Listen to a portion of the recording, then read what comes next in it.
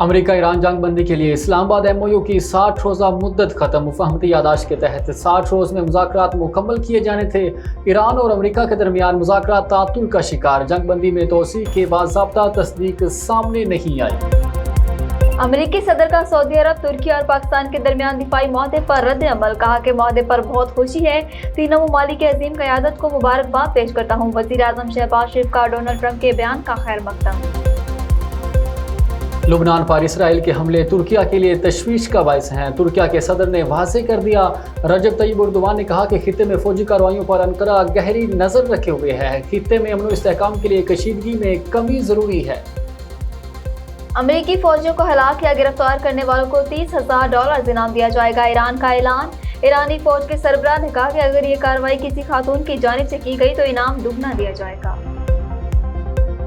Trump انتظامیہ کے براہ راست ایرانی پاسداران انقلاب تک رسائی حاصل کرنے کی کوشش کا انکشاف۔ امریکی حکام کو مذاکرات میں ایرانی وفد کے اختیارات پر شبہات تھے، اس لیے پاسداران انقلاب تک رسائی کا فیصلہ ہوا۔ خفیہ بیک چینل رابطے کے لیے عراقی کردستان کے صدر کا انتخاب کیا گیا۔ سکھ فور جسٹس کے زیر اہتمام امریکی شہر انڈیانا پولیس میں خالصتان کے قیام کے سلسلے میں ریفرینڈم کا انعقاد۔ سکھ برادری کے افراد کی بڑی تعداد میں شرکت۔ ریفرینڈم کے دوران بارش کے باوجود ووٹنگ کا سلسلہ جاری رہا۔ خواتین اور بچے پولنگ اسٹیشنز پر موجود رہے۔ پیٹرولیم لیوی کے خلاف جماعت اسلامی کے دھرنے دوسرے روز بھی جاری۔ حافظ نعیم الرحمان کا مطالبات کی منظوری تک احتجاج جاری رکھنے کا اعلان۔ کہا کہ شہری دھرنوں میں آئے اور بتائیں کہ یہ لیوی بھتہ قبول نہیں ہے۔ پنجاب میں پرائمری سطح پر تدریس کے نظام میں اہم تبدیلی کا فیصلہ۔ 5ویں جماعت تک طلباء کے لیے نئی طرز کی ایکٹیویٹی بیسڈ کتابیں متعارف کرائی جائیں گی۔ 2027 کے تعلیمی سیشن کے لیے نئے کریکولم کی تیاری شروع کر دی گئی۔ پاکستان آج سے اقوام متحدہ کی تخفیف اسلحہ کانفرنس کی صدارت سنبھالے گا۔ ترجمان دفتر خارجہ طاہر اندرابی کانفرنس کے نئے صدر ہوں گے۔ بحیثیت صدر پاکستان اس ہفتے خلا میں اسلحہ کی دوڑ کے روک تھام پر اہم مباحثے منعقد کروائے گا۔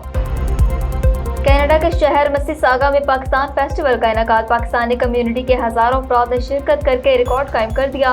تقریب میں کینیڈین وزراء، ارکان پارلیمنٹ، میئرز اور کونسلز نے شرکت کی۔ کونسل جنرل آف پاکستان خلیل باجوہ کا پاکستانیوں سے اظہار تشکر۔ پاکستان میں سمندر کنارے گیس کی پہلی کامیاب دریافت کا اعلان۔ خشکی اور سمندر کنارے پر نئے ہائیڈرو کاربن ضلع سجاول میں دریافت ہوئے۔ کنویں سے یومیہ 9.5 لاکھ کیوبک فٹ گیس حاصل ہو رہی ہے۔ فورٹ قاسم میں 400 ایکڑ رقبے پر گارمنٹ سٹی قائم کرنے کا فیصلہ۔ پہلے مرحلے میں گارمنٹ سٹی کے لیے 250 ایکڑ رقبہ مختص کیا جائے گا۔ وزیر بحری امور جنید انوار چودھری کی زیر صدارت اجلاس میں فیصلہ۔ وفاقی وزیر نے کہا کہ منصوبے سے 1,38,000 روزگار کے مواقع پیدا ہوں گے۔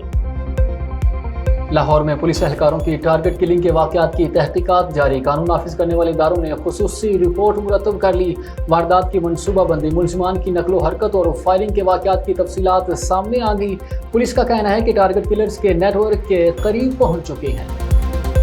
ملک کے معروف سیاحتی مقام مری میں سیاحوں کی بڑی تعداد امڈ آئی۔ خوشگوار موسم، ٹھنڈی ہواؤں اور خوبصورت قدرتی مناظر نے سیاحوں کو اپنی جانب متوجہ کر لیا۔ GPO چوک، مال روڈ، مرحبا چوک، پنڈی پوائنٹ اور کشمیر پوائنٹ سمیت مختلف مقامات پر سیاحوں کی گہما گہمی عروج پر